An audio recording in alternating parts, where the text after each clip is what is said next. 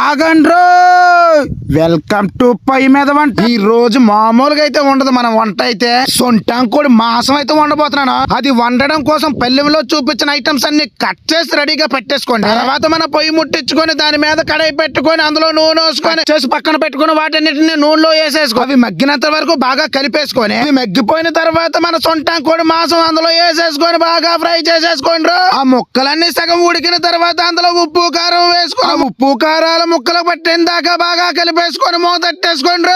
10 నిమిషాలు ఉడికిన తర్వాత అందులో కోసం నీళ్ళు వేసుకొని పొయ్యిలోంచి వచ్చే మంట మీద కుతకుతలాడి ఉడుకుతుంటే అందులోని మనం నూరుకొని అల్లం వెల్లుల్లి జీలకర్ర మసాలాను అందులో వేసేసుకొని మసాలా మాసంలో కలిసిన దాకా గరిటెడి తిప్పేసుకొని అలా 5 నిమిషాలు ఉడికించుకొని దించేసుకోండి. వేడి వేడి అన్నంలో ఈ సొంటాంకోడి మాంసం వేసుకొని చుర్రుకొని తింటుంటే వా క్యా బాత్. మరి ఇలాంటి వీడియోల కోసం మన పొయ్యి మీద వంట ఛానల్ ని సబ్స్క్రైబ్ చేసి పురచేతుల లైక్ మీద ఒక దబ్బేసి పోండాను.